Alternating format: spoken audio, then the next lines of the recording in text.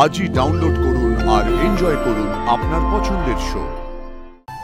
বাবা কুসুম, এক পাও না, এক পাও এগোবি না। এই বাড়ির চারপাশে একটা লক্ষণ রেখা আঁকা হবে। কর্তামা চান তুই যেন কোনোদিন ওই রেখা অতিক্রম না করিস। কুসুম, ঘন্টু, তোরা এখানেই দাঁড়া, আমি গিয়ে দেখে আসি কেন কর্তামা ডেকে পাঠালেন। বাবা বাবা, তুমি আমার হয়ে দেবী মায়ের কাছে ক্ষমা চেয়ে নিও। বেশ, চাইবো, আসছি।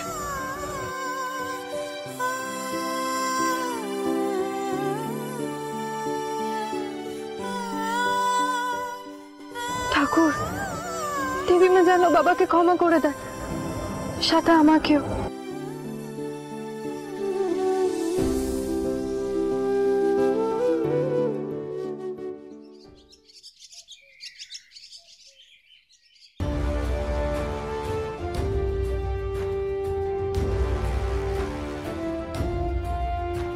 কর্তামা,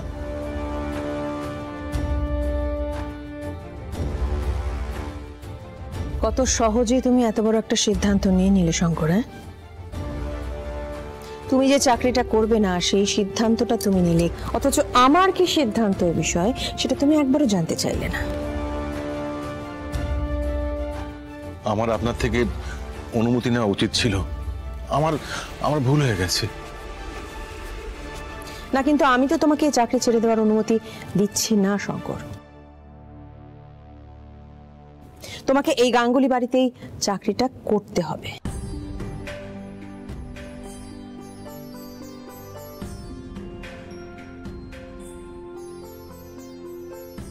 আমিও তো তাই চাই কর্তামা।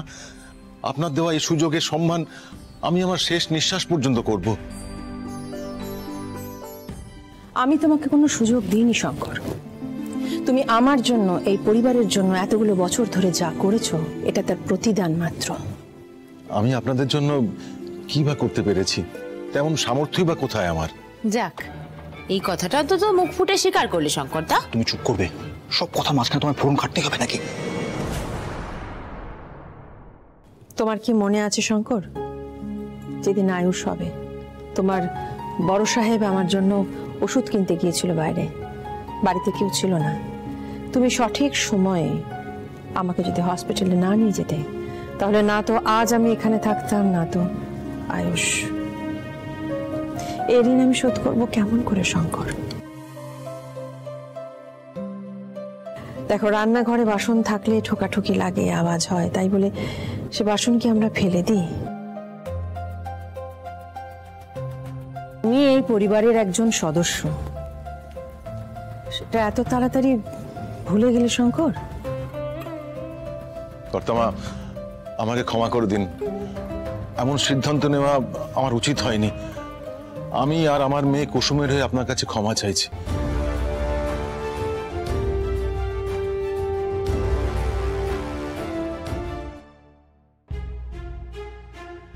উফ দিদি, এক জায়গায় দাঁড়া না। তুই বুঝতে পারছিস না ঘন্টু, আমার মনের ভেতরটা কি চলছে? বুঝতে চাইও না, তুই শুধু দাঁড়া। এই, তুই আমার থেকে বড় নাকি আমি তোর থেকে বড়?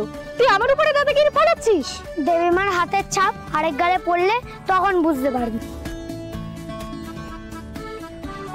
আচ্ছা, বলছি যে ভেতরে কি হচ্ছে?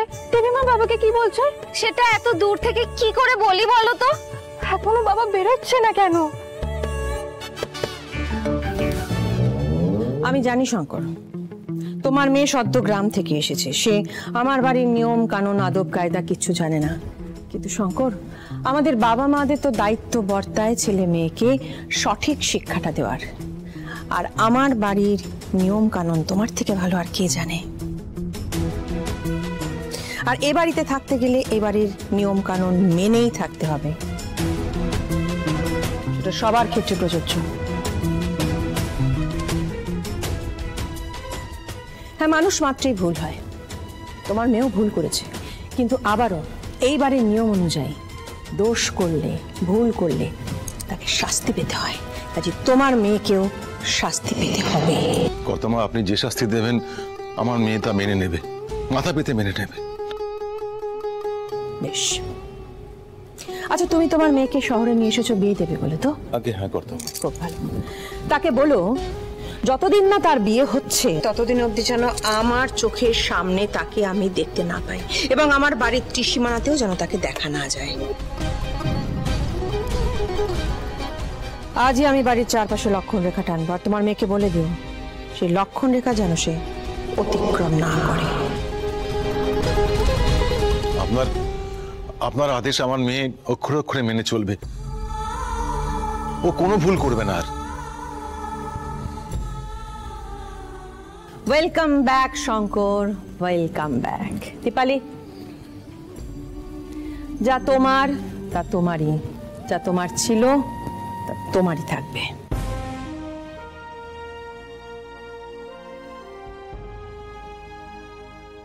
জীবনে আজ প্রথম আমি আমার সিদ্ধান্তের বদল ঘটালাম তোমার খাতিরে।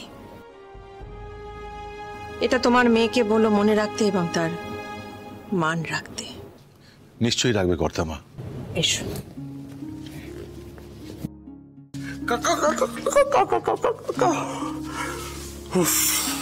ভাগ্যিস মা নিজের ডিসিশনটা পাল্টালো, তাহলে রোজ সকালবেলা ভাইটাকে মিটিং এ নিয়ে যেত হতো। এবার আমি বেলা অবধি ঘুমাতে পারবো। Welcome back. ওহো, কতক্ষণ হয়ে গেল বাবা, এখনো আসছে না কেন?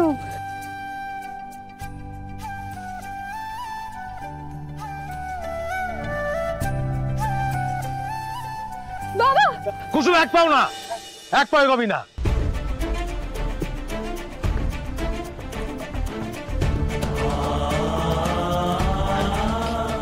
কি হলোটা কি বাবা? এই পরিবারের সঙ্গে আমার যা সম্পর্ক, কর্তামা তার মান রেখেছে। এই প্রথম আর শেষবার কর্তামা আমাকে আরেকটা সুযোগ দিয়েছে। এই প্রথমবার কর্তামা তার নিজের সিদ্ধান্ত পাল্টেছেন, কিন্তু তার বদলে কর্তামার একটা কথা, কুসুম, তোকে সারা জীবন মানতে হবে। দেবী মা যা আদেশ দেবেন আমি সেটা মাথা পেতে নেব। উনি যদি আমার প্রাণও চাই না, আমি সেটাও দিতে রাজি। বলো বাবা, আমি কি মানতে হবে? এই বাড়ির চারপাশে একটা লক্ষণ রেখা আঁকা হবে। কর্তামা চান তুই যেন কোনোদিন ওই রেখা অতিক্রম না করিস। আমি কর্তামাকে কথা দিয়েছি, তুই কোনোদিন ওই রেখা পেরোবি না। বল কুসুম, আমার দেওয়া কথা তুই রাখবি তো?